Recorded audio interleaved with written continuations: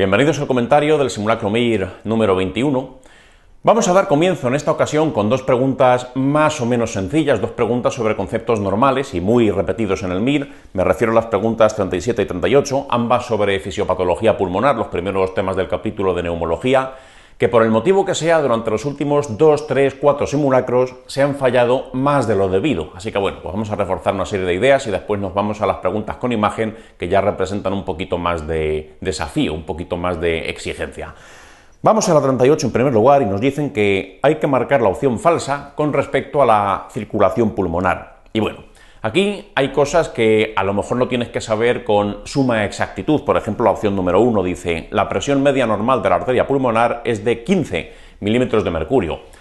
No tienes por qué saber la presión media exacta en la arteria pulmonar, pero por lo menos sí tienes que saber que 15 milímetros de mercurio no es una cifra de la que deberías asustarte. Si te hubieran puesto 60 milímetros de mercurio, pues evidentemente sería una importante hipertensión pulmonar. No hace falta una gran exactitud, pero por lo menos que las cifras pues no te suenen raras. No obstante, aunque tuvieras dudas con la opción número 1, la número 2 tendrías que haberla visto claramente falsa, porque lo es y mucho. Dice la 2. En bipedestación la perfusión es menor en las bases. Eso es completamente mentira. Esto es un concepto básico, pero que ya digo que por lo que hemos dicho, por algún que otro fallo más allá de lo esperable y más en esta fase del curso, en los últimos simulacros, vamos a revisar brevemente esta opción número 2.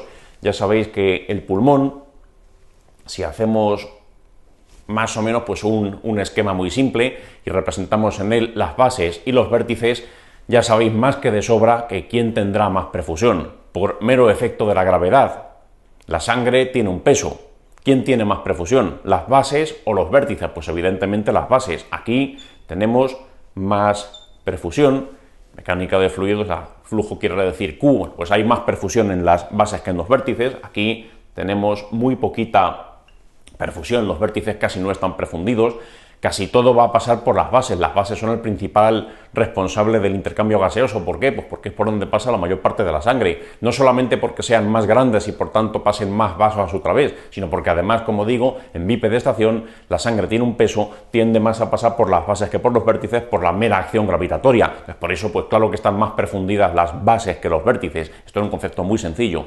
Una pregunta trampa que a veces ponen en el MIR es con respecto a la ventilación. ¿Quién tiene más ventilación? ¿Las bases o los vértices? Si te preguntan eso, cuidado, también son las bases las que tienen más ventilación. Mucho cuidado con ese detalle. Los vértices también tienen menos ventilación que las bases. Las bases superan a los vértices en ambas cosas. Tienen más perfusión y tienen más ventilación. Otra cuestión, cuidado, otra cuestión es si te preguntasen la relación entre ventilación y perfusión. Eso ya es otra cuestión. Pero si nos hablan en términos estrictos, en términos amplios de ventilación hay más en las bases. Es evidente. ¿Qué es más grande? ¿Dónde cabe más aire? ¿En la parte inferior de los pulmones, que es bastante más ancha, bastante más amplia? ¿O en los vértices, que es un trocito así de pulmón? Tiene mucha más ventilación porque cabe mucho más aire en la base que en el vértice de cualquier pulmón. Otra cuestión, insisto, es el cociente ventilación-perfusión. Si yo establezco ese cociente y lo que hago es representarlo, lo vamos a poner aquí que se ve mejor, ventilación, perfusión, el cociente cambia en el sentido de que aquí abajo, en las bases, proporcionalmente tenemos más perfusión que ventilación. Por ese motivo, las bases, esto de aquí pesa más que esto de aquí. Hay más perfusión que ventilación, por eso en las bases el cociente ventilación-perfusión tiende a estar disminuido con respecto a los vértices. En los vértices hay poca ventilación, como hemos dicho, hay mucha más en las bases, pero hay todavía menos perfusión. Poca ventilación y prácticamente nada de perfusión es lo que hace que en los vértices tengamos un elevado cociente ventilación-perfusión. En las bases que tenemos, mucha ventilación y muchísima perfusión. Por ese motivo, como hay más perfusión proporcionalmente que ventilación, este cociente está tendente a disminuido. Eso es lo que sucede. Pero mucho cuidado si te preguntan en cifras absolutas. En cifras absolutas, en las bases hay tanto más perfusión como más ventilación. Esto justifica un hecho que a lo mejor pues, no nos hemos dado cuenta. Al estudiar hay que intentar enlazar las cosas. ¿Qué sucede aquí arriba? el vértice va a participar mucho menos que las bases en el intercambio gaseoso. Por aquí arriba tenemos poco aire y todavía menos sangre, porque en bipedestación casi toda la sangre va a pasar por aquí abajo. Luego entonces podríamos decir que en el vértice sobra aire en proporción a la perfusión que recibe. Sobra oxígeno aquí arriba con relación al intercambio que va a haber, porque casi no se va a intercambiar nada. ¿Qué pasa entonces? Por ese motivo, como aquí arriba hay muy poquita sangre, prácticamente nada, sobre todo si estoy en bipedestación, va a sobrar oxígeno. Vamos a tener en los vértices alveolares un oxígeno que se va a intercambiar menos que aquí abajo. Aquí abajo se intercambia todo. Aquí arriba nos va a sobrar proporcionalmente oxígeno y por ese motivo las bacterias que son, digamos, de naturaleza muy aerobia, por ejemplo Mycobacterium tuberculosis, están especialmente cómodas aquí arriba en los vértices pulmonares. ¿Por qué pensáis que esas reactivaciones de Mycobacterium tuberculosis, esos casquetes que aparecen cerca de la pleura suelen estar aquí arriba por la zona de los vértices? ¿Por qué? Pues porque en los vértices, digamos que nos sobra aire en proporción con esos vasos y por eso pues tenemos una presión alveolar de oxígeno un poquito superior aquí arriba que aquí abajo. Por ese motivo, insisto, Mycobacterium tuberculosis, que es una bacteria muy aerobia, le gusta mucho el oxígeno, no puede prácticamente subsistir en condiciones de anaerobiosis. Es más fácil que se reactive aquí arriba que aquí abajo, por eso las reactivaciones de Mycobacterium tuberculosis pues tienden a ser en la parte superior. No tiene más. Bueno, pues estos son conceptos muy básicos, ya digo, me imagino que la mayor parte de vosotros no habréis tenido dificultad con esta pregunta, pero habría que revisarlo por eso, porque ha habido más fallos de los debidos. Una pregunta que os hago con respecto a esto, a ver si esto queda claro. Vamos a imaginar la siguiente situación. Tenemos un paciente cuya placa de tórax es esta. Es un paciente que tiene, como casi todo el mundo, dos pulmones y tiene una neumonía que le afecta a todo un pulmón entero. Este de aquí lo tiene totalmente condensado. Imaginaos que este pulmón, su pulmón derecho, está lleno de pus. Es una neumonía que afecta a todo un pulmón y sin embargo el otro está totalmente respetado. Pregunta que os hago. Este paciente, ¿cómo va a estar mejor desde el punto de vista gasométrico? ¿Tumbándose sobre el lado enfermo o tumbándose sobre el lado sano? Es sencillo. Si alguien todavía no lo ha visto claro, que pare el vídeo y que piense 30 segundos más. Es muy sencillo. Vamos a imaginar que este paciente lo tumbamos sobre el lado enfermo. Tumbamos sobre el lado enfermo. Esto es abajo, esto es arriba. Si lo tumbamos sobre el lado enfermo, va a estar muchísimo peor. Va a desaturar muchísimo más. Pensemos que este pulmón, el que está con la neumonía, los alveolos están llenos de pus y por tanto pues no van a ser capaces de intercambiar oxígeno estando así. ¿Qué sucede entonces? Si yo me tumbo sobre el lado enfermo, por efecto de la gravedad va a pasar más sangre por esa parte. La sangre tiene un peso. Si yo me tumbo sobre el lado enfermo, va a pasar más sangre por ese lado que por aquí arriba. Porque la sangre pues tiene un peso y por eso pues tiende a pasar por las partes más declives del pulmón. Si estoy en bipedestación, tiende a pasar más por las bases. Si estoy tumbado sobre un pulmón, pues tiende a pasar más sobre ese pulmón. Y si ese pulmón no funciona, toda la sangre que pase por aquí no va a intercambiar oxígeno y entonces voy a tener mucho más deterioro gasométrico que si hiciese lo contrario. Si este paciente lo que hiciésemos es tumbarlo sobre el pulmón que sí funciona, lo tumbo sobre el pulmón sano, la sangre que pase por aquí sí que va a ser capaz de ser intercambiada y la sangre que pasa por aquí hemos dicho que es la mayor parte de la sangre por el efecto gravitatorio. Entonces, por eso va a estar mucho mejor si se tumba sobre el lado sano que si se tumba sobre el lado enfermo. Bueno, pues esto es una pregunta que una vez a mí me pusieron en un simulacro para comprender, para comprobar que comprendíamos esto, por dónde pasa la sangre por efecto de la gravedad. Bueno, pues esto pues sería un ejemplo de poneros a prueba desde el punto de vista fisiopatológico, a ver si comprendéis ese concepto. No tiene más. Bueno, pues esto, si esa pregunta cayese, ya en un simulacro o ya en el MIR, pues que quede claro. Hay más perfusión en las partes más declives de un pulmón, no tiene más. Resto de resorciones, pues no representan mucha dificultad, son hechos bastante conocidos, dice la Teresa. La hipoxia alveolar es un importante estímulo para la vasoconstricción pulmonar. Pues eso es verdad. cuanto menos oxígeno tenemos en los alveolos, más se van a cerrar los vasos que corresponden a esos alveolos. Por ese motivo, por ejemplo, en el EPOC, cuando tenemos ya pues, un EPOC bastante avanzado, en particular en la bronquitis crónica, sabéis que en la bronquitis crónica hay más hipoxemia que en el enfisema, ¿qué sucede en los alveolos? Hay tendencia a que los vasos hagan vasoconstricción debido a esa hipoxia alveolar que yo tengo, y como consecuencia de eso, ¿qué pasa? Pues que se eleva la presión arterial pulmonar, se elevan las presiones en ventrículo derecho, en aurícula derecha, con el paso del tiempo que sucede, pues coro pulmonar crónico. Bueno, pues eso, lo que dice la opción número 3 es algo sencillo, conocido, y lo de la número 4 pues también es algo claro, dice la 4, la resistencia vascular pulmonar aumenta si existen trombos intraluminales. Pues esto es lógico. Si yo tengo un vaso que se obstruye con un trombo, pues todo lo que sea proximal a ese vaso va a acumular más presión, lógicamente. Así que entonces pues no tiene ningún tipo de dificultad. Lo que dice la 4 pues es un hecho conocido. Cuanto más obstruyo la luz de un vaso, pues más aumenta la presión dentro de ese vaso porque el flujo pues tiene más dificultad para pasar. Así que bueno, la 37 no es una pregunta complicada. Vamos a ver un poquito la 38. Esta es un poco más exigente, pero tampoco lo es mucho. En la 38 sí que voy a tener un poquito más, porque es sobre los mecanismos de hipoxemia, y esto es una cosa que preguntan bastante y que mucha gente falla cuando os hacen distinguir entre los 5 mecanismos de hipoxemia que existen. Vamos a explicar primero esos mecanismos de hipoxemia y después pasamos a hacer la pregunta. Mecanismos de hipoxemia, atención, hay 5. Enfermedades pulmonares hay 50.000. Bueno, quizá no tantas, pero hay muchas. Pero sin embargo, mecanismos de hipoxemia no existen más que 5. Vamos a enumerar esos 5 mecanismos de hipoxemia, vamos a ver las características principales de cada uno y después ya nos vamos a la pregunta. Primer mecanismo de hipoxemia que... Voy a limpiar esto un poco. Ahí está. Primer mecanismo de hipoxemia que tenemos que recordar es el cortocircuito, también conocido como shunt. Después, ¿qué hay que saber de este? Pues... antes de continuar, una sola cosa. Si tuvieras que saber una sola cosa sobre este mecanismo, ¿cuál es? Que es refractario, es el único de los 5 que vamos a ver que es refractario a la oxigenoterapia. Después tenemos las alteraciones del equilibrio ventilación-perfusión, del cual tenemos que saber que es el más frecuente de los 5. Después tenemos los trastornos de la difusión.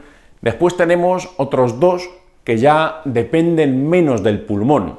Estos 3 de aquí arriba sí que suelen obedecer a causas intrínsecamente pulmonares, pero aquí hay un par de cosas que ya no dependen tanto del pulmón, sino de otros factores más externos al pulmón. Por ejemplo, alteraciones que producen hipoventilación. Eso puede ser debido, por ejemplo, pues a una parálisis de mi musculatura respiratoria, no tanto al parénquima pulmonar. Bueno, pues la hipoventilación es una conocida causa de hipoxemia. Y por último, y esto ya es algo completamente ajeno a mi aparato respiratorio, la disminución de la fracción inspiratoria de oxígeno. Es decir, si hubiera grandes alturas donde hay una presión de oxígeno muy inferior, pues eso lógicamente me puede producir hipoxemia. Vamos a ver mecanismo por mecanismo, 4 cosas, porque tampoco me quiero extender mucho, pero sí que son las 4 esenciales para no tener ningún problema si esto apareciese en el MIR.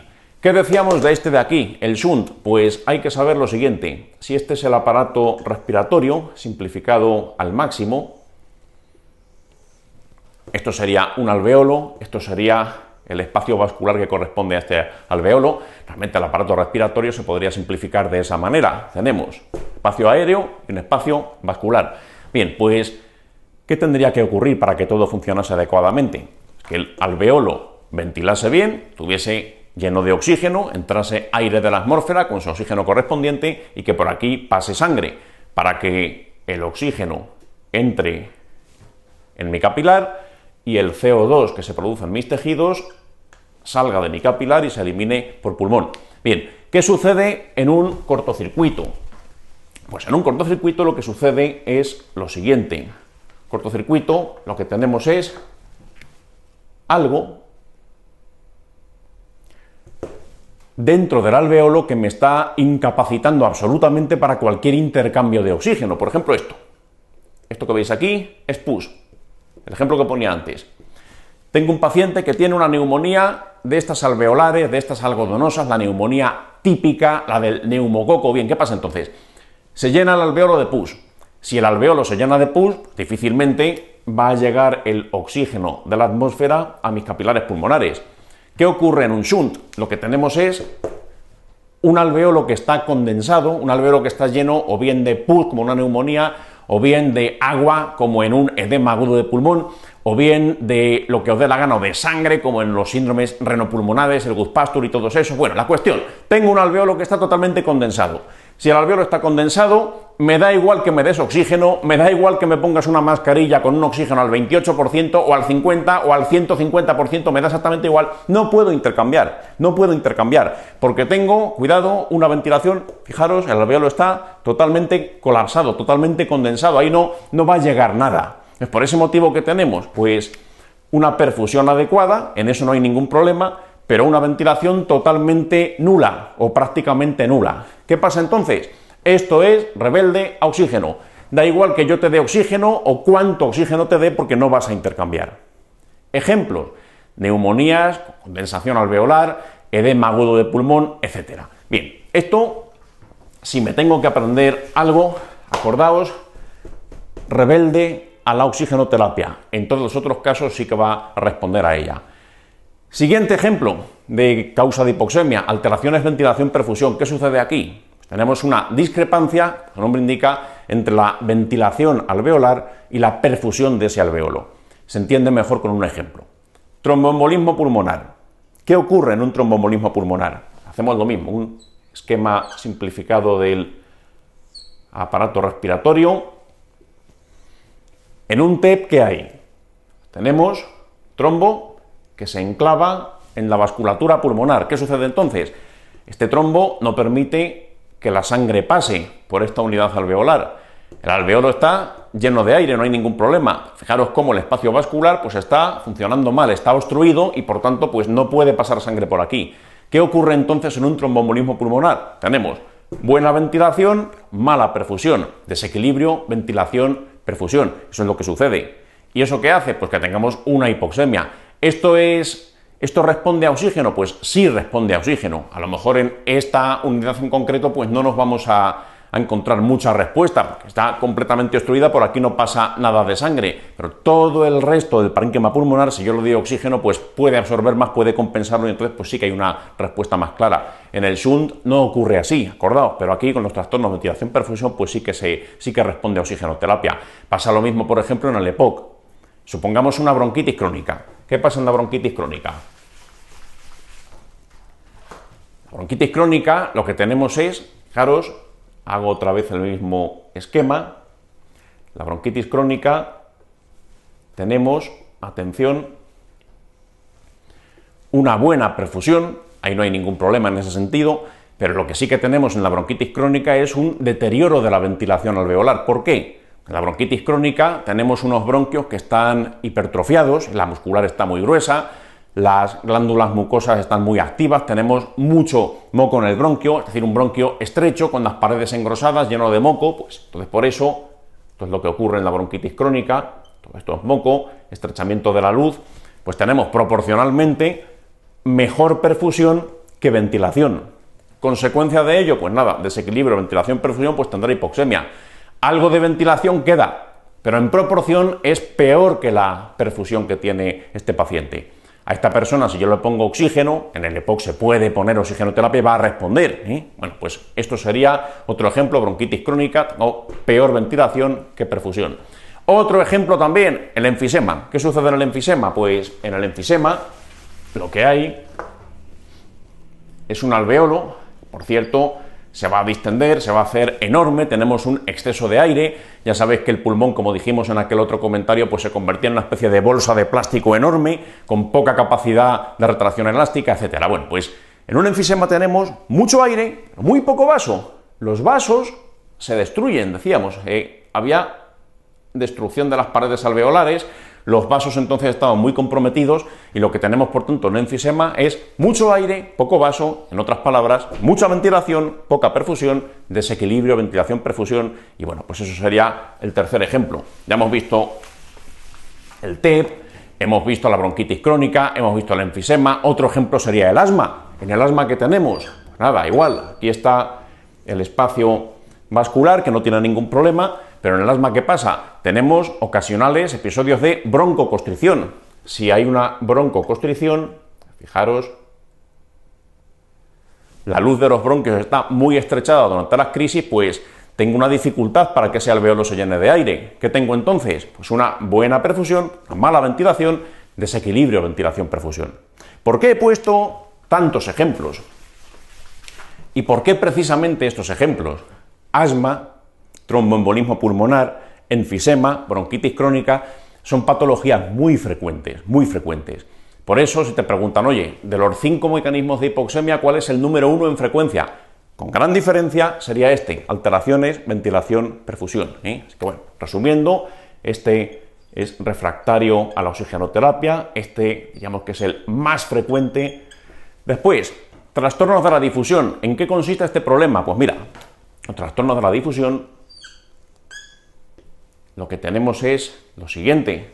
La difusión, como todos sabéis de sobra, es el intercambio gaseoso, el oxígeno va a pasar de aquí a aquí, CO2 de aquí a aquí. Bien, ¿qué pasa si yo tengo un trastorno de difusión?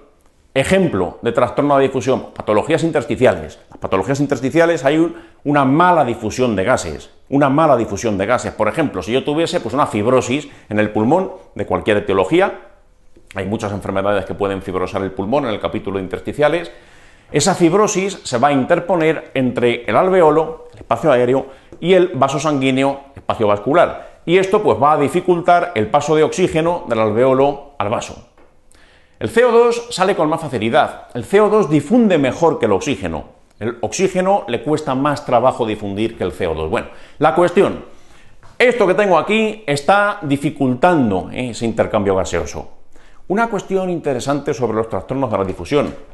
Ya sabéis que la difusión se mide mediante la DLCO, la difusión de monóxido de carbono, ese es el test que se hace en laboratorio para evaluarla, donde se altera característicamente en la patología intersticial, tenemos trastorno de la difusión, y acordaos que en el enfisema también se altera la difusión como consecuencia de esa reducción del espacio vascular. Al final, una misma enfermedad pues, puede tener varios mecanismos de hipoxemia. Ejemplo de enfermedad intersticial pulmonar, además muy severa, la más severa de todas, ¿cuál era? La fibrosis pulmonar idiopática. Ahí teníamos pues, fibras colágenas que se interponen entre alveolo y vaso y eso pues, poco a poco va deteriorando el pulmón y el paciente puede llegar a fallecer por esta enfermedad. Una cosa importante, un trastorno de difusión puro, solamente tenemos alterada la difusión pulmonar, no es algo tan grave. Lo que pasa es que hay veces que estas enfermedades, como la fibrosis pulmonar idiopática, aparte de alterarse la difusión, tenemos fibrosis, tenemos retracción del parénquima pulmonar, tenemos destrucción del parénquima pulmonar y acaban sobreañadiéndose otros mecanismos de hipoxemia. Cuando tenemos un paciente con fibrosis pulmonar idiopática en fases muy precoces, a lo mejor solamente hay esto, y el paciente todavía ni tiene síntomas, pero cuando ya va avanzando y va avanzando y va avanzando, esa destrucción del parénquima pulmonar, esa panalización, todos esos fenómenos que ocurren, hacen que no solo tenga un trastorno de difusión, sino también alteraciones de ventilación-perfusión según va avanzando la enfermedad. Lo digo por lo siguiente, si yo tuviese solamente trastornos de la difusión, eso no produciría sintomatología muy marcada, no sería algo tan llamativo. ¿Por qué? Un trastorno puro de la difusión, atención a esto que voy a decir, un trastorno puro de la difusión sin que se añada ningún otro mecanismo, solamente podría producir hipoxemia durante el ejercicio. Durante el ejercicio. ¿Y eso por qué? Muy sencillo. El pulmón tiene, digamos, mucha reserva funcional. Me explico. Si yo funciono normalmente, aparato pulmonar, un aparato respiratorio sin ningún tipo de patología, el intercambio gaseoso, es decir, el paso de oxígeno del alveolo a la sangre y del CO2 al alveolo, eso se hace solamente con un 25%, un 30% de todo el trayecto de este capilar.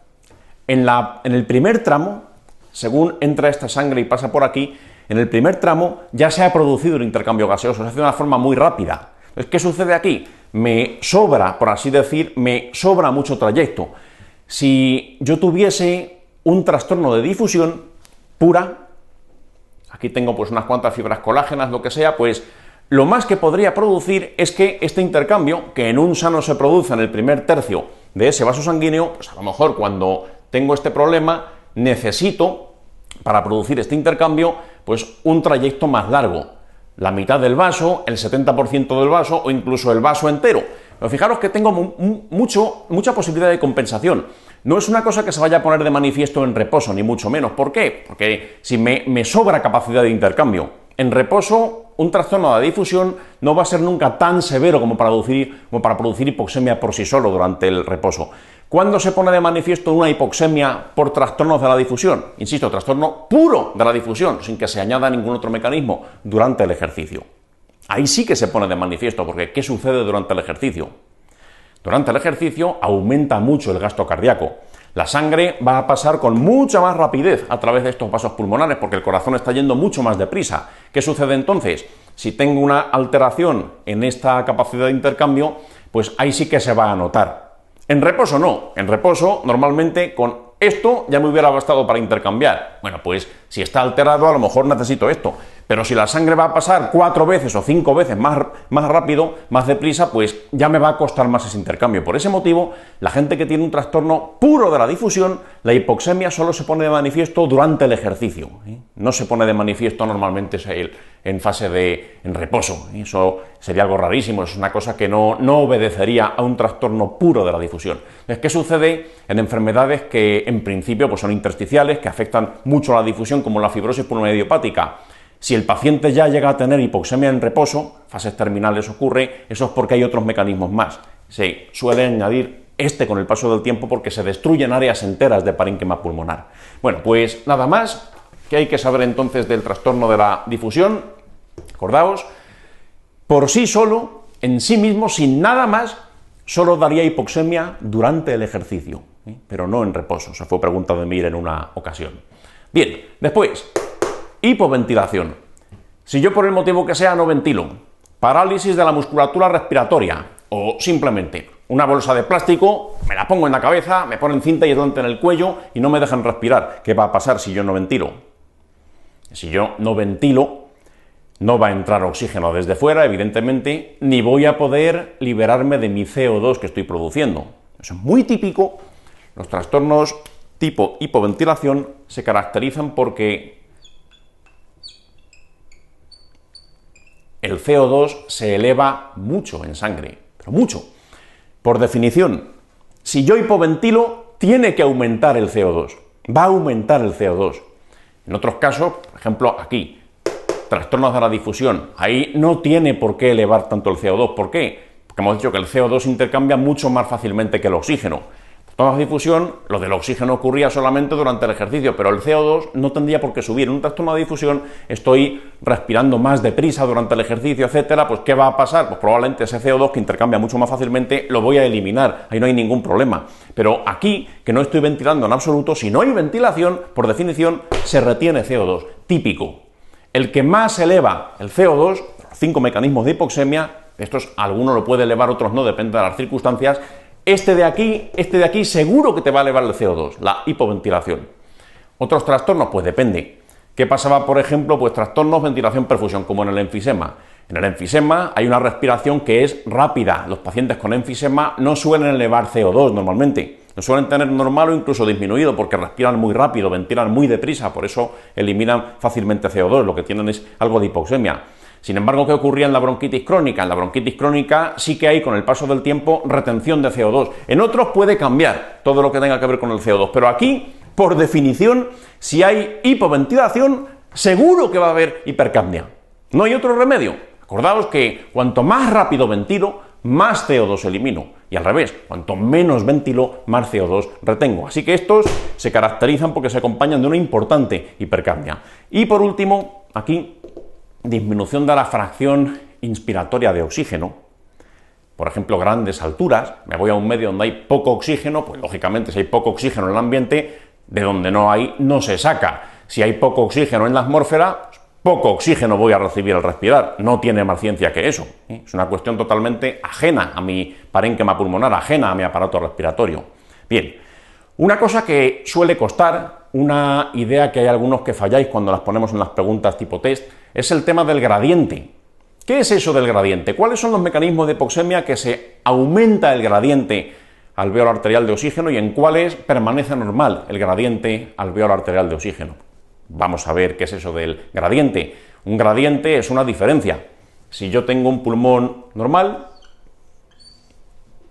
este es mi pulmón, pues si yo mido el oxígeno aquí, en el alveolo, y luego mido el oxígeno aquí, en la sangre, pues la diferencia de oxigenación entre alveolo y capilar, eso es lo que se llama el gradiente alveolo capilar. Bien, hay una pequeña diferencia, de forma fisiológica, una pequeña diferencia, eso es lo que se llamaría el gradiente alveolo arterial normal de oxígeno, esa pequeña diferencia que existe, no hace falta que sepas de memoria cuánto es, ese es el típico dato que te tienes que aprender cuando queden 3 días para el examen, tampoco es tan importante, la cuestión es si está normal o si está aumentado.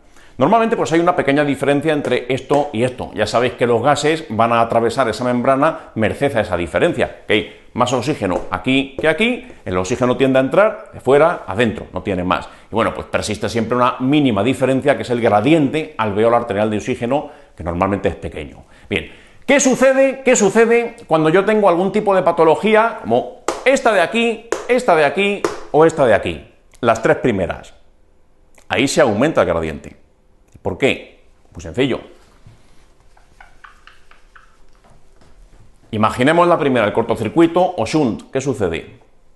Pues tengo aquí un alveolo que está lleno de pus, o lleno de agua, o de sangre, o de lo que te dé la gana.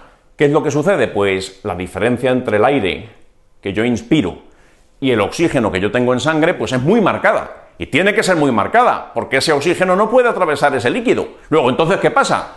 Esto de aquí va a estar más elevado que esto de aquí abajo. Va a haber más diferencia de lo normal entre el oxígeno ambiente y el oxígeno que yo me encuentro en sangre. Luego, el gradiente alveolo arterial de oxígeno se ha incrementado.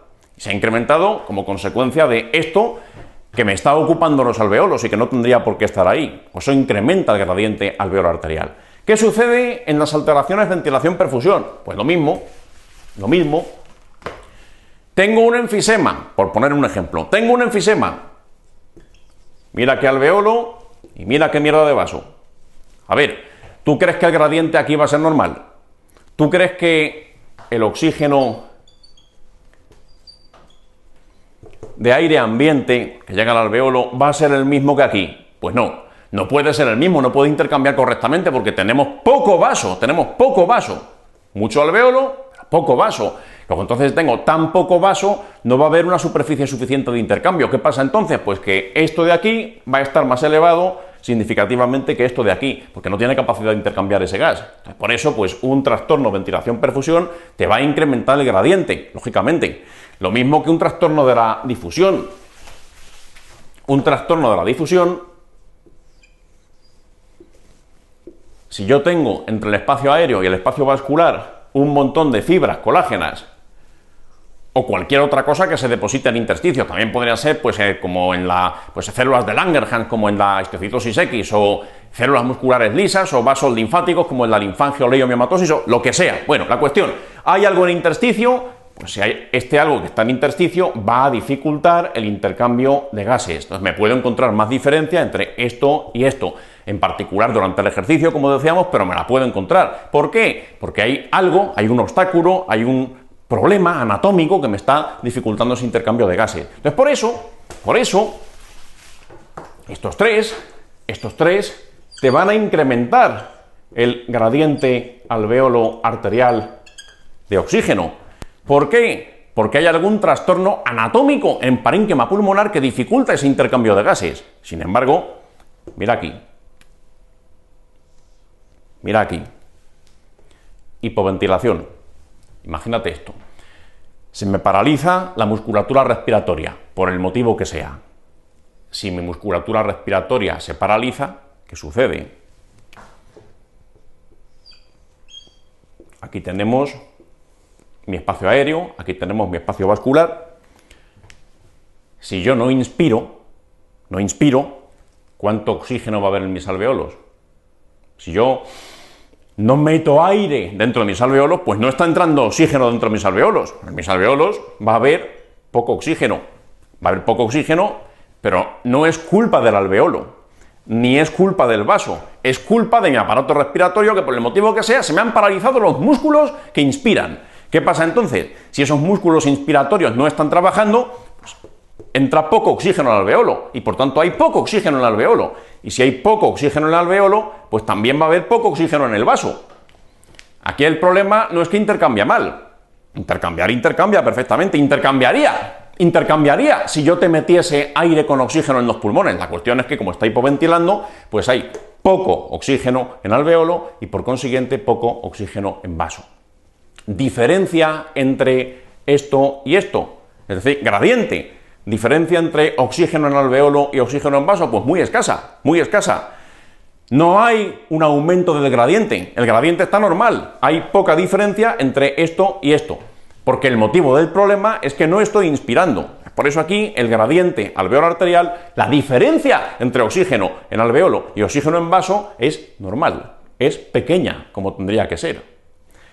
Entonces, por eso aquí, en esta causa de hipoxemia, pues tenemos...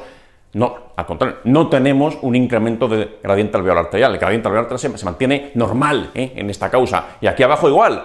¿Qué es lo que pasa si yo me voy a una gran altura? Me subo en un avión y aterrizo en La Paz, Bolivia, a más de 4.000 metros de altura. Pues ahí hay menos oxígeno que a nivel del mar. ¿Qué va a pasar entonces? Aunque yo inspire, por más que inspire, yo inspiro un ambiente que tiene poco oxígeno, aquí hay poco oxígeno, porque hay poco oxígeno en esa atmósfera, pues aquí abajo habrá poco oxígeno. Si yo inspiro poco oxígeno, pues intercambiaré lo que haya y al final ¿qué va a pasar? Aquí hay poco y aquí también hay poco. La culpa no es mía, la culpa es del ambiente en el que estoy. Estoy a 4.000 y pico metros, los bolivianos de La Paz son anaerobios, me he ido a un ambiente que hay menos oxígeno. ¿Qué pasa entonces? Pues que lo poco que hay lo intercambio. El gradiente, es decir, la diferencia entre esto y esto, es escasa, es escasa. El problema está fuera de mis pulmones, no en mi pulmón en sí. Pues por eso, tanto esta como esta, el gradiente alveolo arterial de oxígeno es normal. No me importa si sabéis calcular el gradiente alveolo arterial de oxígeno o no. Ya sé que hay una fórmula y todas esas cosas. No me importa tampoco si sabéis cuál es la cifra exacta de normalidad del gradiente alveolo arterial de oxígeno. De hecho, cambia con la edad. A medida que nos hacemos mayores, pues va siendo mayor ese gradiente alveolo arterial de oxígeno. Pero eso tampoco no me interesa. Lo que sí me interesa es que recordéis esto. Las tres de aquí arriba, aquí sí que tenemos un incremento del gradiente alveolo arterial de oxígeno. ¿Por qué? Porque en estas tres causas tenemos algún tipo de anomalía en el parénquima pulmonar. Eso es lo que me dificulta ese intercambio, por un mecanismo o por otro. Sin embargo, en esta de aquí abajo, el problema, a pesar de que hay hipoxemia, la culpa no es de mi parénquima pulmonar. Aquí, por ejemplo, es de mi musculatura que no funciona bien, no inspiro aire correctamente. O estoy en un ambiente donde no hay oxígeno. Entonces, por eso, en estas dos de aquí abajo, el gradiente es normal. El gradiente es normal. Hay poca diferencia entre el oxígeno que encuentras en alveolo y el oxígeno que encuentras en sangre. Porque no hay ninguna alteración real en parénquima pulmonar que te dificulte ese intercambio. Bueno, pues sabiendo esto y teniendo esto en la cabeza, y es un tema que hay gente que le cuesta, por eso pues esta pregunta 39 pregunta 38 la he desarrollado un poquito más, dice la 38. A ver, paciente con gases normales en reposo.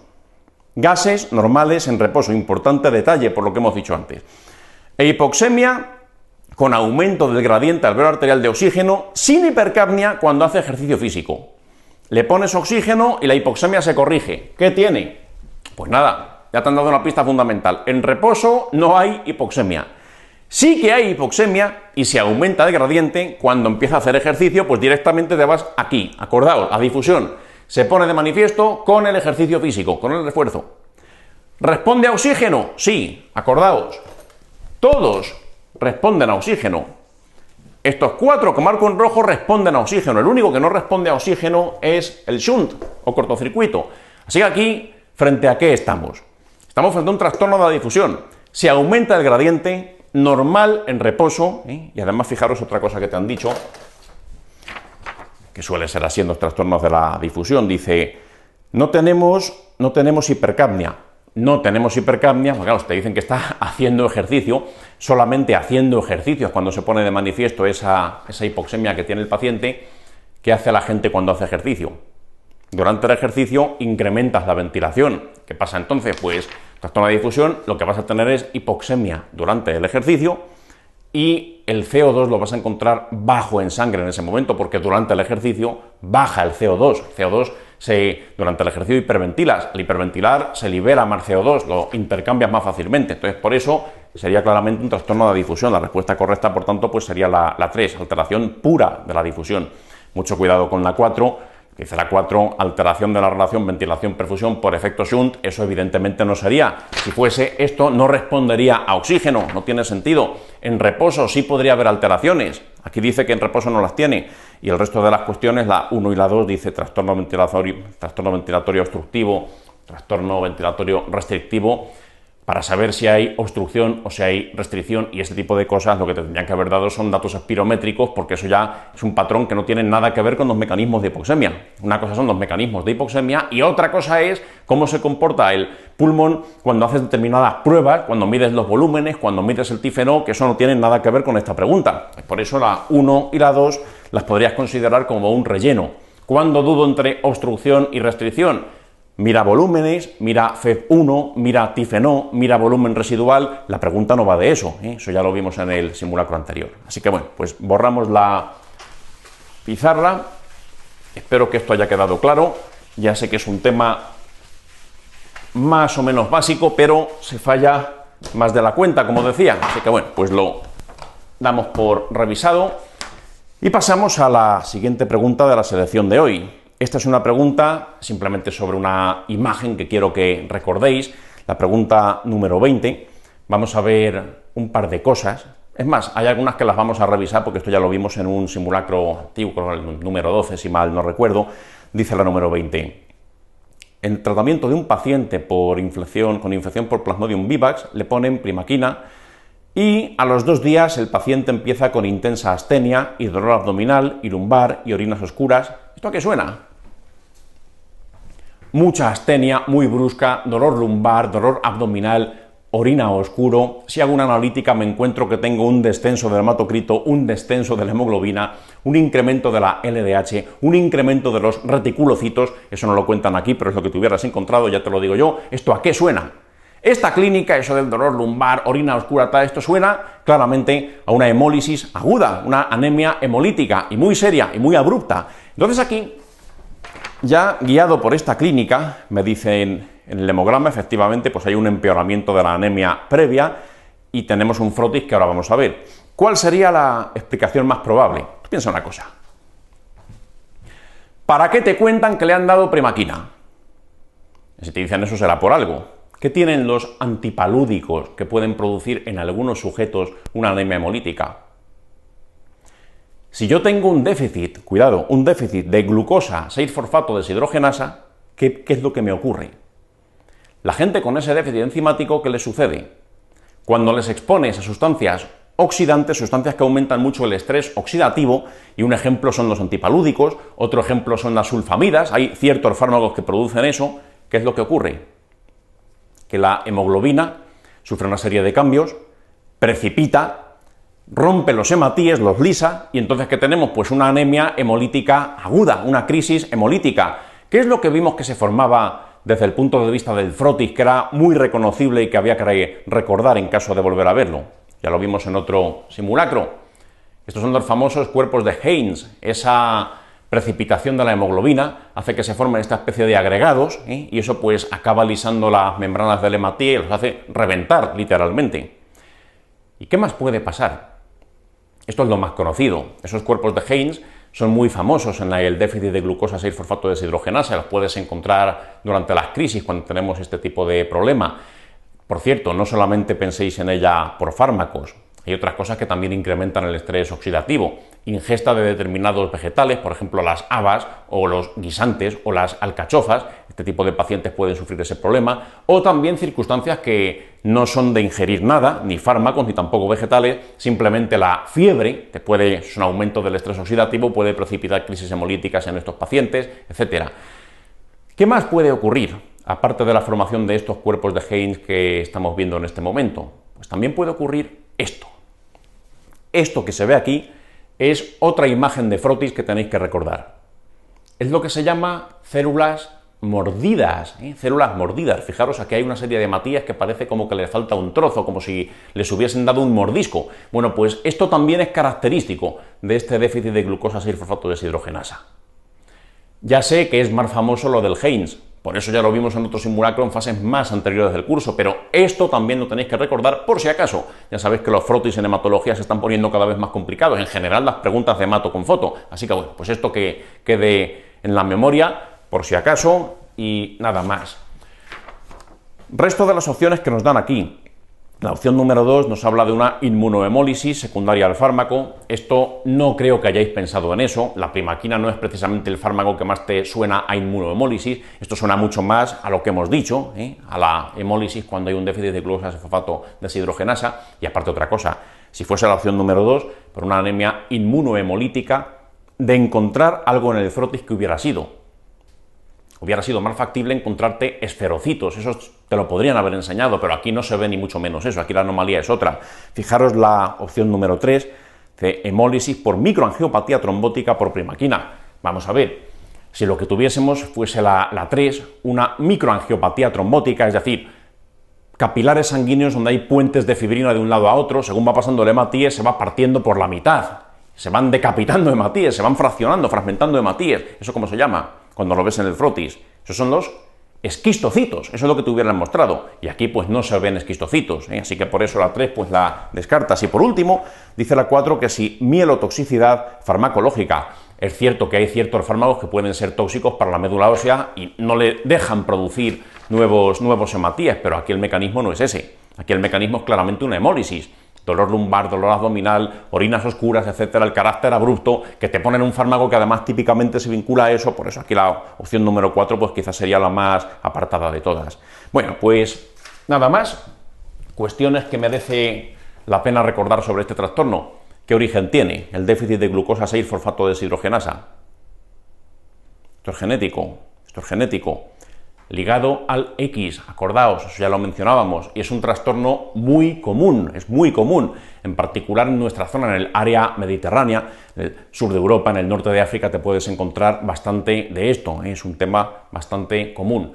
Y por cierto, una cosa, estas células mordidas que hemos mostrado en esta pregunta, también reciben el nombre de degmacitos. Más conocidos como células mordidas, pero por si acaso el ministerio le diese por cambiar la nomenclatura, pues un degmacito es sinónimo de esas famosas células mordidas. Bien, pues poco más con respecto a esta pregunta número 20, y nos vamos a continuación, atención a esta, a la pregunta número 5. Aquí, en la 5, me da igual el caso clínico. Olvídate de lo que te cuentan. Básicamente tienes que dar cuenta que sí, que hay un dolor abdominal, que te cuentan que si enzimas de colestasis, que si amilasa, pero aquí la foto es inconfundible. La foto tienes que recordarla nada más verla. ¿Qué se ve aquí? ¿Qué es lo que llama la atención? Automático. Aunque no supieras ni que tiene una pancreatitis, pero ¿tú qué ves aquí que te llama la atención? Es un signo ecográfico que tienes que reconocer a golpe de vista siempre que lo encuentres en lo sucesivo. ¿Qué se ve aquí? Sombra acústica, esto es absolutamente típico. Cuando haya una litiasis, me da igual si estamos en vesícula, si estamos en los cálices renales, si estamos en los ureteres, si estamos en la vejiga, donde sea, una litiasis hace este efecto de sombra acústica. ¿En qué consiste este problema? Que aquí se ve perfectamente en esta imagen. Pues consiste en lo siguiente.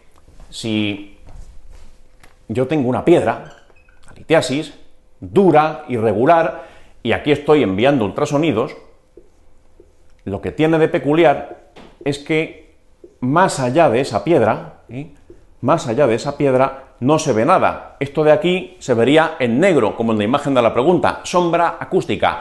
Eso es un signo que automáticamente te tiene que venir a la cabeza la litiasis, estés donde estés. Por eso aquí cuando hay una opción que dice pancreatitis aguda litiásica, habiendo visto esa sombra acústica que está marcadísima en esta imagen que han elegido, directamente te tendrías que haber ido a la opción número 2. No tiene más, esa es la enseñanza de esta pregunta, reconocer la sombra acústica. ¿Cómo se llama el fenómeno contrario a la sombra acústica? Cuando emito ondas de ultrasonido, ondas ecográficas, y me encuentro una piedra, no hay nada después de la piedra, y se ve negro. Bueno, pues si lo que encuentro es lo contrario, algo que no sea totalmente sólido y duro, sino absolutamente líquido como el agua, lo que me voy a encontrar es lo contrario, el signo del refuerzo posterior. Ejemplo, algo que sea líquido como el agua. Quiste renal simple. ¿Cómo es un quiste renal simple? Muy bien definido, redondeado, el interior es agua, o prácticamente agua, es una sustancia pues muy similar a la orina, casi agua, y yo emito ultrasonidos. Cuando los ultrasonidos atraviesan estructuras líquidas como el agua, se ve mejor a través de ella, en lo que está detrás de esta estructura líquida, se ve con más intensidad, se ve con más calidad la imagen, refuerza lo que se ve por detrás de ese quiste renal simple. Signo del refuerzo posterior, típico de colecciones líquidas. Aquí podéis ver un ejemplo. Fijaros cómo detrás de ese quiste renal simple se ve un refuerzo de la imagen, se ve mejor, se ve más intenso que el resto de la ecografía. Es el fenómeno contrario a la sombra acústica, signo del refuerzo posterior, acordaos, colecciones líquidas. Este es el motivo por el que para hacer ecografías ginecológicas, para hacer ciertas ecografías abdominales, que no sean de urgencia, ¿qué se le dice a los pacientes para prepararse antes de hacer ecografía? Pues que beban abundantes líquidos. A través de cavidades con líquidos, uréteres, vejiga, etcétera, pues voy a ver mucho mejor, gracias a este signo, que si no hubiese líquido en ellos. Entonces, por ese motivo, aprovechando esa cualidad, a las ondas de ultrasonido se ve mejor a través de cavidades líquidas. Y bueno, pues eso en el quiste renal simple, eso es absolutamente característico, refuerzo posterior, lo contrario es una litiasis, sombra acústica. Bueno, pues eso habría que saber reconocerlo. Ya sabéis que en el MIR últimamente las fotos se están volviendo cada vez más duras, pues por eso en la número 5 bastaría haber visto eso, automáticamente te vas a la 2, litiasis, ya está, esa era la clave. Clínicamente es claro que tiene una pancreatitis, pero eso habría que haber sabido reconocerlo. Y por último, y con esto ya cerramos la sección de imágenes, nos vamos a la pregunta número 35. Cuidado con esta. La imagen que han puesto es nefasta. Hay que reconocer que no podrían haber elegido una imagen peor, más borrosa, más difícil de interpretar, sobre todo si nunca has visto antes una célula plasmática, pues te cuesta trabajo. Pero es que esto el Ministerio lo hace también. Hay veces que el Ministerio pone electrocardiogramas que ni se ve, parecen montañas rusas. Hay veces que pone imágenes dermatológicas que son lamentables. Hay veces que pone radiografías que casi no se ve nada. Eso pasa de vez en cuando. Los últimos años la calidad de las fotos está mejorando mucho, pero lo han hecho, así que hay que estar preparados para todo.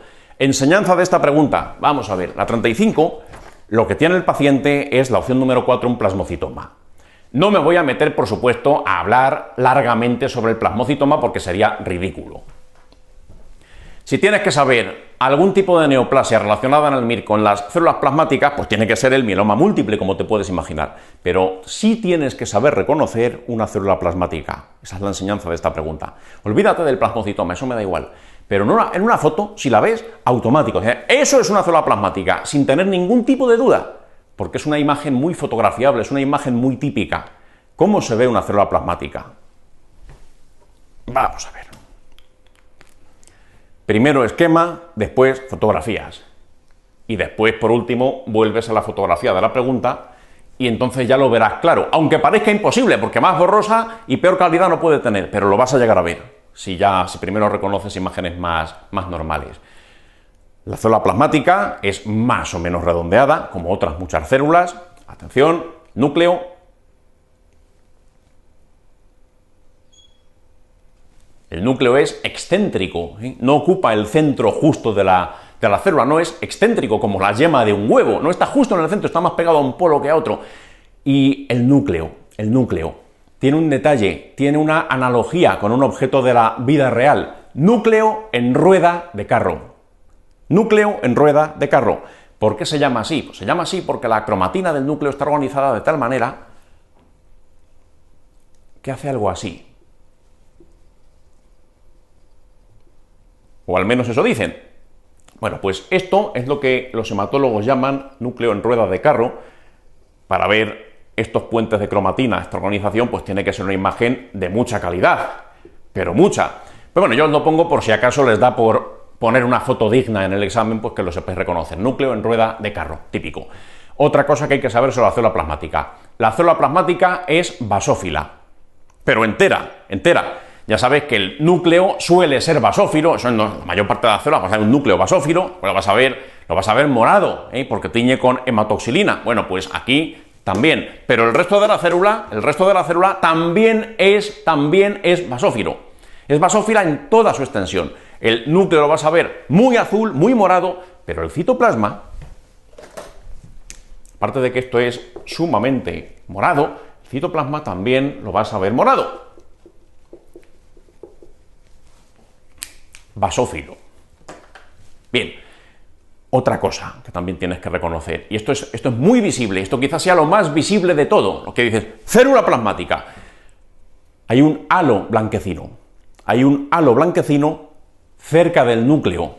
Aquí, esto de aquí, lo verías muy claro.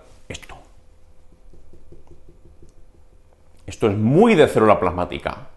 Esto es lo que tienes que saber. Esto es lo que mejor se ve, sobre todo si es una imagen lamentable y mala, como la que han puesto aquí en esta fotografía. Fijaros, lo del núcleo de la rueda de carro, ni lo soñéis que lo vais a ver en esta foto de esta pregunta, pero lo que sí que se ve es el aspecto de la célula, que es morado, tanto aquí como aquí. Es menos intenso, lógicamente, el citoplasma. El núcleo es más basófilo, el citoplasma un poco menos, pero ambos son basófilos. Pero lo que sí que se ve muy bien es este halo blanquecino cercano al núcleo. Ahí es donde estaría, si pudiese verlo, no se ve, lo que se ve es que no tiñe, simplemente el aparato de Golgi de esta célula. Tiene un aparato de Golgi muy desarrollado, ¿por qué? Pues porque ¿a qué se dedica la célula plasmática? Pues se dedica a sintetizar proteínas, que son anticuerpos, son inmunoglobulinas. Entonces, en el Golgi, esas inmunoglobulinas pues van a ser ensambladas, van a ser modificadas y después van a ser secretadas al exterior. Entonces, tiene mucho Golgi, el Golgi no tiñe. Entonces, por eso vas a ver un halo blanquecino alrededor del núcleo, que es donde se dispone esa organela, ese aparato de Golgi. Bueno, pues así es como se ve una célula plasmática. En un esquema se reconoce fácilmente, porque los esquemas representan lo ideal. Vamos a ver la realidad. Puedes verla de muchas maneras. Aquí tenemos una que está sola. Fijaros que se ajusta bastante a lo que hemos dibujado en la pizarra. Y la vas a ver siempre igual. Aquí está en solitario, aquí está con otras compañeras, en un frotis hematológico de sangre periférica.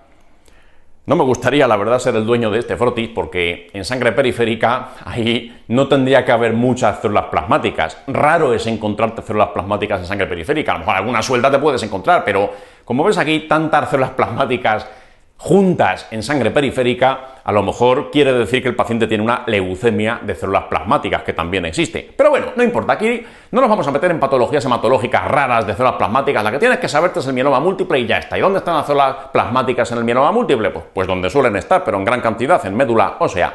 Fijaros aquí, tenéis una imagen de médula ósea. Hay unas flechas que ayudan, esto es toda una fiesta celular, aquí encontramos muchos tipos celulares, estamos en médula ósea, ese es el lugar donde se producen muchas cosas, pero las que tienen flecha son las células plasmáticas, que seguro que después de ver las dos primeras imágenes las sabréis reconocer. No es difícil, una vez que ya lo has visto un par de veces. Fijaros ahora la de la pregunta. Ya sé que es mala, pero es suficiente para ver que son basófilas, para ver que el núcleo es muy intensamente basófilo, para ver ese halo blanquecino se adivina cerca del núcleo. Ahí te podrías dar cuenta de que efectivamente pues son o parecen ser células plasmáticas. Así de sencillo. Es reconocer patrones. Si alguien ha fallado por la mala calidad de la imagen, pues mala suerte. Esto a veces pasa. Si la imagen es suficientemente mala y hay suficiente gente que protesta en una impugnación, pues a lo mejor hubieran anulado la pregunta. Pero en esta yo creo que se ve lo suficiente para intuir que la respuesta correcta pues sería la opción número 4, la del plasmocitoma. Así que bueno, me da un poco igual el contenido, me da bastante igual lo que le pasa al paciente, porque eso no se pregunta, pero reconocer la foto sí que sería algo que se podría esperar de vosotros si cayese el día del MIR. Así que bueno, borramos esta pregunta